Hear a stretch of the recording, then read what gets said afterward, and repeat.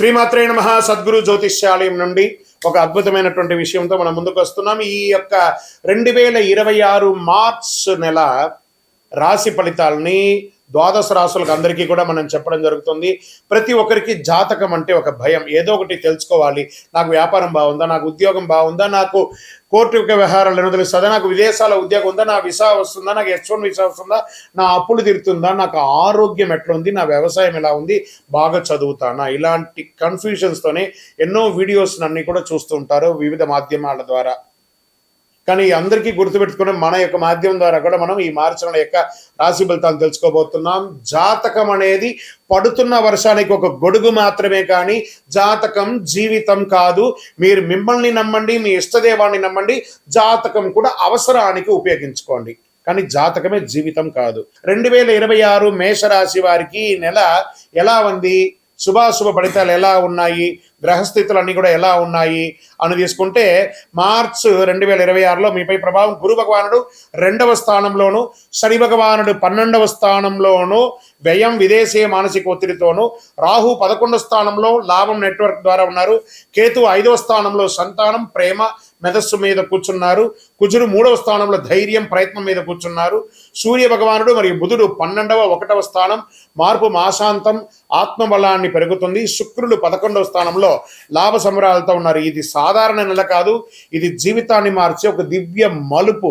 మీరు భయపడితే నష్టం, ధైర్యంగా ముందుకు నడిస్తే జయం. మేషరాశి వారికి ఫస్ట్ ఉద్యోగస్తులకు చూసుకుందాం. ఇది ప్రైవేట్ ఉద్యోగస్తులు లేదా గవర్నమెంట్ ఉద్యోగస్తులు రెండింటినీ కూడా దృష్టిలో పెట్టుకుంటే పెండింగ్ ఫైల్స్ క్లియర్ అవుతాయి. ఫస్ట్ ట్రాన్స్ఫర్స్కి అవకాశాలు ఉన్నాయి. సీనియర్లతో మాట్లాడేటప్పుడు చాలా జాగ్రత్తగా ఉండాలి, కోపంగా స్పందించకండి. మీకు వచ్చే ఒక ఇదేమంటే ఆ కోపం ముక్కు మీద ఉంటుంది కాబట్టి గవర్నమెంట్. ఇప్పుడు ప్రైవేట్ ఉద్యోగాలకు వచ్చేప్పటికి కొత్త ఆఫర్స్ వచ్చే అవకాశాలు ఉన్నాయి. ఉద్యోగమే లేని వారికి ఆఫర్స్ వచ్చే అవకాశాలు ఉన్నాయి, కానీ ఆచి తూచి సంతకాలు పెట్టి ఉద్యోగం చేసుకోండి. జాబు మార్చాలి అని అనుకుంటే ఉగాది తర్వాత మారండి. అప్పటి వరకు కాస్త ఓపిక పెట్టండి, ప్రతిభ చూపించండి. ఆఫీస్ రాజకీయాల్లో పాల్గొనకండి, గాసిప్స్ మాట్లాడకండి ఆఫీస్లో, అప్పుడే మీకు మంచి పేరు వస్తుంది. ఇంకా వ్యాపారానికి వచ్చేటప్పటికీ ఆర్థికంగా ఎలా ఉంది, ఇండస్ట్రీస్కి అంతా ఎలా ఉంది అని తీసుకుంటే, పెద్ద పెద్ద ఇండస్ట్రీస్ వాళ్ళకి ముడి సరుకు ధరలు పెరిగే అవకాశాలు ఉన్నాయి. కాస్త ఆలోచించి ప్రొడక్షన్స్లో కొంచెం దిగండి. లాభం తక్కువైనా స్థిరత్వంగా ఉంటారు ఇండస్ట్రీస్ వాళ్ళందరూ.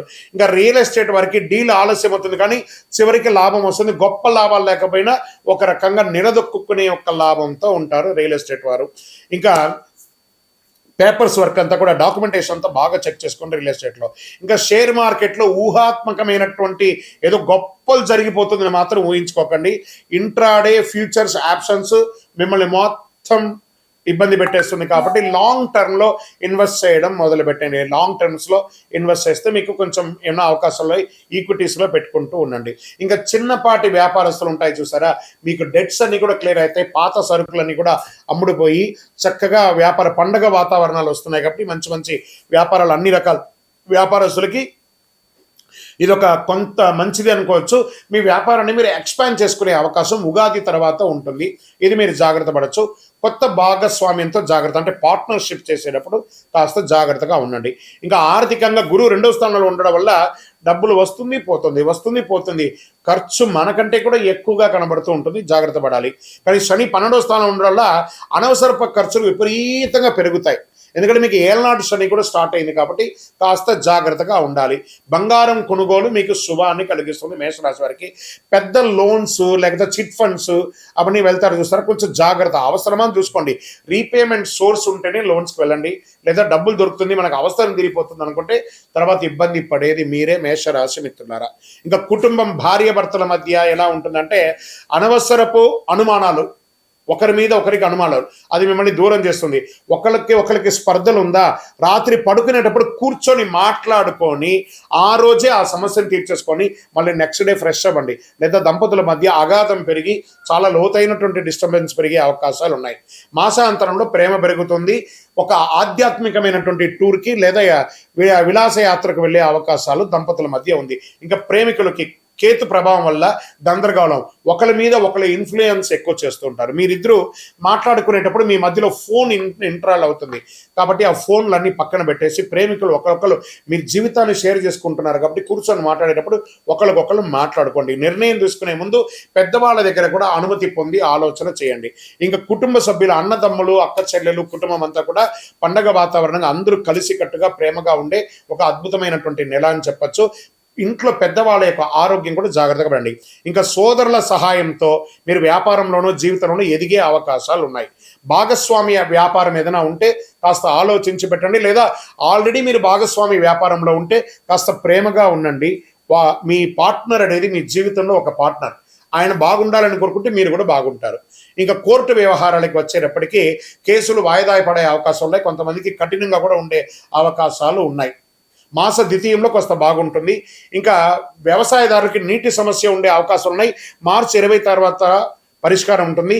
వంట ధరలు మోస్తారుగా ఉంటుంది చెప్పచ్చు. పంట ధరలు, పశువులకి ఆరోగ్య సమస్యలు వచ్చే అవకాశాలు ఉంటాయి, కాస్త జాగ్రత్త పడండి. ఇంకా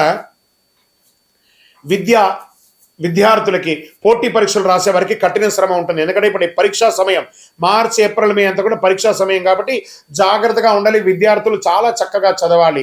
మీరు ఏదో ఎగ్జామ్ వచ్చినప్పుడు ముందు రోజు చదవడం కాదు, ఒక బట్టి పట్టని పుస్తకాన్ని ఫస్ట్, తర్వాత ఎగ్జామ్ వచ్చేటప్పుడు చాలా ఈజీగా ఉంటుంది. ఇప్పుడు సమయం ఆసన్నమైంది. విద్యార్థులారా, మీ జీవితాన్ని మార్చే ఒక సమయం ఈ మార్చి నెల కాబట్టి బాగా చదవాలి, బాగా ఎదగాలి. ఇంకా ఆరోగ్యపరంగా కాస్త తలనొప్పి వచ్చే అవకాశాలు ఉన్నాయి. కంటికి రెప్పల దగ్గర నొప్పి వచ్చే అవకాశాలు బాగా కనబడుతున్నాయి. బీపీ, షుగర్ లాంటిది, కాస్త రక్తపోటు వచ్చే అవకాశాలు ఉన్నాయి. నిద్రలేనితనం దేనికి చెప్పండి? మీ చేతిలో ఉన్న యొక్క చండాలపు ఫోన్ని తీసి పక్కన పడేయండి. అప్పుడే మీరు హ్యాపీగా నిద్రపోతారు.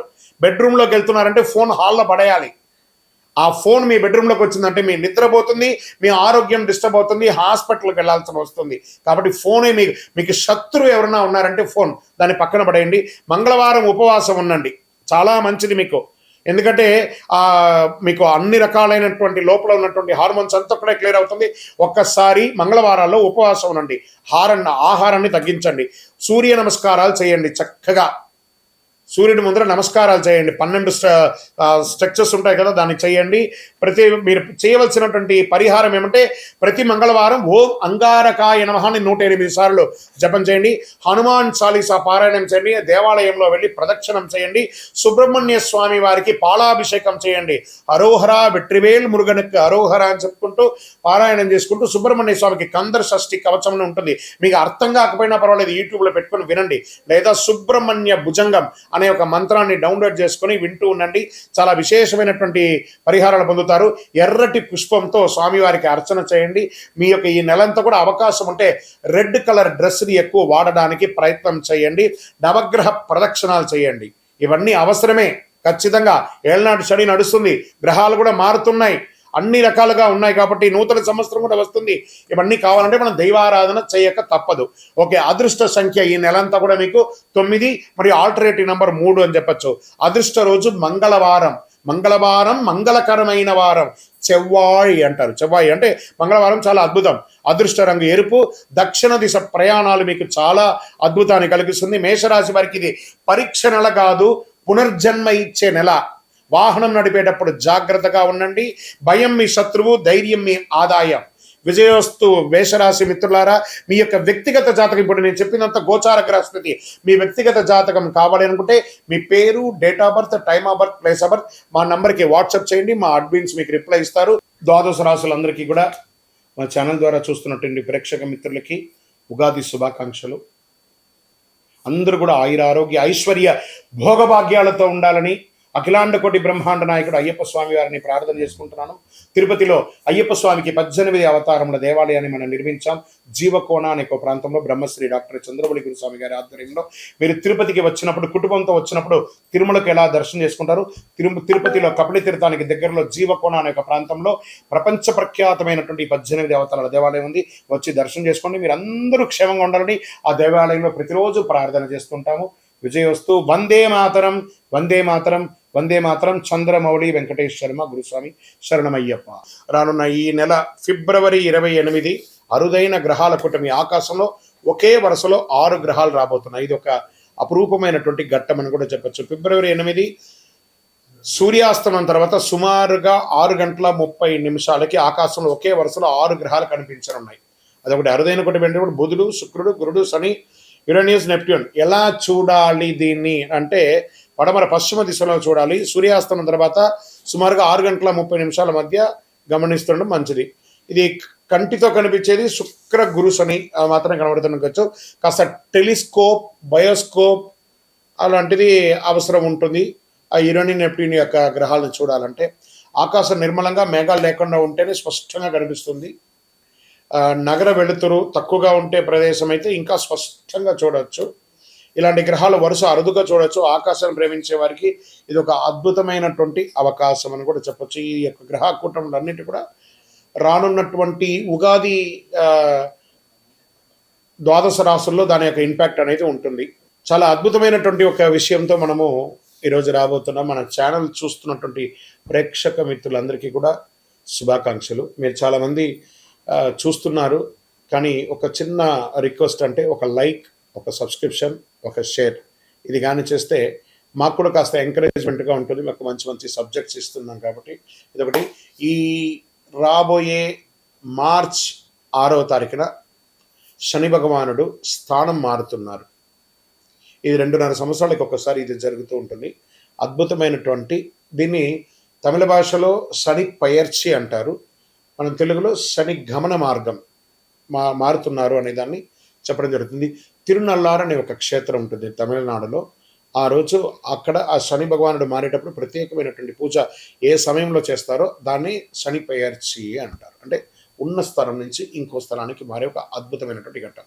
ఈ శని గమనం మార్పు జరగడం వల్ల ఏ రాశి వారికి లాభంగా ఉంటుంది, ఏ రాశి వారికి ప్రతికూలంగా ఉంటుంది అనే దాన్ని మనం ఇప్పుడు విశ్లేషించుకోబోతున్నాం. శని భగవానుడు కుంభం నుండి మీనంలోకి గమన మార్పు 6వ తారీఖున మార్చి 26 ఉదయం 8:24 ఇది చాలా విశేషం అండి. ఎంత అవకాశం ఉంటే అంతమంది అన్ని రాసుల వారు కూడా పూజ చేసుకోవాల్సిన సమయం. కానీ ప్రత్యేక పూజలు కొంతమందికి ఉందని చెప్పచ్చు. దీన్ని ఏ రాశి వారికి ఆ శని భగవానుడు యోగాన్ని ఇస్తున్నాడు ఆ శని గమనంలో అని అంటే, శని లగ్నంలో ప్రవేశం జీవన దిశలో గంభీర మార్పు. ఎవరికి లగ్నంలో ఉంటాడో వాళ్ళకి ఇది ఉంటుంది. మీనరాశి వారికి చాలా ఉంటుందండి. ఆధ్యాత్మిక చైతన్యం పెరుగుతుంది. క్రమశిక్షణలో ఎదిగే అవకాశం ఉంటుంది. అంటే కుంభరాశి నుంచి మీనరాశి మీ రాశిలోకి రాబోతున్నాడు కాబట్టి వృషభ రాశి వారికి లాభస్థానంలో శని ఉన్నాడు. దీర్ఘకాలిక పెట్టుబడుల ఫలితం, ఆర్థిక స్థిరత్వం కూడా ఉంటుంది. తర్వాత మకర రాశి వారికి శని మీ యొక్క స్వగ్రహాధిపతి కాబట్టి శ్రమకు ప్రతిఫలం ఉంటుంది. ఉద్యోగం, పదోన్నతి అవకాశాలు చాలా ఉన్నాయి. విదేశీయ గమనం కూడా ఉంటుంది. ఎవరు జాగ్రత్తగా ఉండాలి, ఏ రాశి వారు జాగ్రత్తగా ఉండాలి అంటే మిథున రాశి వారు కర్మస్థానంలో ఒత్తిడి, ఉద్యోగంలో బాధ్యతలు పెరుగుతాయి. జాగ్రత్త నిర్ణయాలు, అసాంఘిక కార్యక్రమాలు పాల్గొనకూడదు. ఇక కన్యా రాశి వారికి సంబంధాల్లో పరీక్ష కాలం, భార్యాభర్తల మధ్య ఉంటుందని చెప్పి మాటల విషయంలో కాస్త జాగ్రత్తగా ఉండాలి. ఇవి రెండే. కానీ కన్యా రాశికి మిగతా గ్రహాలన్నీ యోగంగా ఉంది కాబట్టి కొంచెం జాగ్రత్త పడాలి. ధనుసు రాశి వారికి అర్ధాష్టమ శనిలో ఉన్నారు. గృహ కుటుంబ విషయంలో ఆందోళన, ఆస్తి నిర్ణయాల ఆలస్యం ఇవన్నీ కూడా అవుతూ ఉంటుంది. శని ఎప్పుడు శిక్షకారకుడు కాదు. అదేవిధంగా సింహరాశి వారికి కూడా అష్టమ శనిలో ఉన్నాడు. కొంచెం జాగ్రత్తగా ఉండాల్సినటువంటి సమయం. ఈ ప్రకృతి విపత్తులు కూడా వచ్చే అవకాశాలు ఈ శని గమనం ద్వారా కూడా ఉందండి. కొండ ప్రాంతాల్లో భారీ వర్షాలు, కొండ చర్యలు కింద పడడము, చిన్న చిన్న భూకంపాలు లాంటి రావడము, జల ప్రళయం అనేది కనబడుతుంది. తీర ప్రాంతాల్లో సముద్ర ప్రభావం ఎక్కువ ఉంటుందని కూడా చెప్పడం జరుగుతుంది. వరదల వల్ల వ్యవసాయానికి మిశ్రమ ఫలితం ఉంటుందని కూడా ఈ శని యొక్క మార్పు వల్ల ఉంటుందని కూడా చెప్పచ్చు. జలతత్వం శని గమనంలో ప్రకృతి శక్తులన్నీ కూడా అధికంగా ప్రేరేపింపబడతాయి కాబట్టి జాగ్రత్తగా ఉండాలి. శని భగవానుడు శత్రువు కాదు, మన కర్మ ప్రతిబింబమే శని భగవానుడు. కాబట్టి ఆ శని గమనాన్ని ఆ రోజు మార్చ్ 6వ తారీఖున ప్రతి ఒక్కళ్ళు దేవాలయానికి వెళ్ళి ఒక 19 ప్రదక్షిణాలు చేయండి. కాకధ్వజాయ విద్మహే ఖడ్గహస్తాయ ధీమహి తన్నః మంద ప్రచోదయాత్. నీలాంజన సమాభాసం రవిపుత్రం యమాగ్రజం ఛాయామార్తాండ సంభూతం తన్నమామి శనైశ్వరం. ఈ యొక్క మంత్రాన్ని ఎప్పుడు కూడా మీరు పారాయణం చేస్తూ ఉండండి. చాలా అద్భుతమైనటువంటి ఫలితాలని పొందుతారు. ఇంకను మీ యొక్క వ్యక్తిగత జాతకం కోసం మా నంబర్ ఉంది చూసారా, ఆ నంబర్కి మీ యొక్క పేరు, date of birth, time of birth, place of birth చేసుకొని మా అపాయింట్మెంట్ కూడా మీరు ఫిక్స్ చేసుకొని మీ యొక్క వ్యక్తిగత జాతకం కూడా మీరు తెలుసుకోవచ్చు. మార్చ్ నెలలో ఉన్నటువంటి ముఖ్యమైనటువంటి రోజులు ఏమైనా ఉన్నాయా, విశేషమైనటువంటి పండగలు ఏమైనా ఉన్నాయా అంటే ఫస్ట్ మనము తీసుకుంటున్నాం. చాలా ముఖ్యమైనటువంటి ఈ మార్చి నెల చాలా విశేషమైనటువంటి రోజులు ఉన్నాయి. 6వ తారీఖున మార్చ్ శుక్రవారం శని భగవానుడు గమన మార్పు కుంభం నుండి మీనంలోకి వచ్చే ఒక అద్భుతమైనటువంటి రోజు ఉదయం 8:24 మార్చి 10 ఆమ్లకి ఏకాదశి. మార్చి 13 మరియు 14 2 రోజులు వచ్చింది హోలీ. కాళిగా హోళికా దహనం, హోలీ యొక్క పండగ కామదహనం అనేది ఉంటుంది చూసారా, 13, 14 ఉంది. మార్చి 18 అమావాస్య, 19 నాడు ఉగాది తెలుగు నూతన సంవత్సరం ప్రారంభం, పంచాంగ శ్రవణం ఉంటుంది. మార్చి 25 శ్రీరామ నవమి, చాలా విశేషమైనటువంటి రోజు. తర్వాత end of the month last day నుంచి మొదలు పెడితే ఏప్రిల్ 1 వరకు అయ్యప్ప స్వామి వారి పుట్టినరోజు. ఇది చాలా విశేషమైనటువంటి మార్చిలో ఉన్నటువంటి పండగలు వాతావరణాన్ని కూడా. రానున్న ఏప్రిల్ 1వ తారీఖున అయ్యప్ప స్వామి వారికి జన్మదినం. చాలా అద్భుతమైనటువంటి పూజలు ప్రతి దేవాలయంలోనూ, శబరిమలలో కూడా చాలా విశేషంగా పంబా ఆరాట్ అనే విశేషాన్ని చేస్తారు. ఏప్రిల్ 1వ తారీఖున జరగబోయే ఒక అద్భుతమైనటువంటి రోజు. ఉభయ తెలుగు రాష్ట్రాలే కాకుండా దేశ విదేశాల్లో ఉన్నటువంటి ప్రతి అయ్యప్ప స్వామి దేవాలయంలోనూ చక్కగా ఆ దేవాలయాన్ని అలంకారం చేసి గణపతి హోమాదులు, స్వామివారికి అభిషేక ఆరాధనలు, పట్టు పీతాంబరాలు ఇచ్చి స్వామివారికి తీపి వంటలన్నీ కూడా చేసి వచ్చిన భక్తులకు అందరికీ కూడా తీపి ఇచ్చి చక్కగా విద్యార్థులకి ఎగ్జామ్ టైం కాబట్టి మన దేవుని ప్రసాదంగా పుస్తకాలు, పెన్సిల్స్ పంచండి. సాయంత్రం చక్కగా పడి పూజ చేయండి, అన్నదానం చేయండి. అప్పటి నుంచి బాగా వేడి తాపడి ఉంటుంది కాబట్టి ప్రతి దేవాలయంలోనూ ఒక కుండను ఏర్పాటు చేసి దాహార్తిగా ఈ యొక్క నీళ్ళ సర్వీస్ని కూడా చక్కగా చేయండి. అద్భుతమైనటువంటి సేవ చేయండి. ప్రతి అయ్యప్ప భక్తులు గుర్తుపెట్టుకోవాలి, మార్చిలో కాదు అయ్యప్ప బర్త్డే, ఏప్రిల్ 1వ తారీఖున శబరిమలలో చేస్తున్నారు. మనం కూడా అందరం కలిసికట్టుగా స్వామివారి జయంతి ఉత్సవాన్ని దిగ్విజయంగా చేస్తాము. స్వామియే శరణం అయ్యప్ప.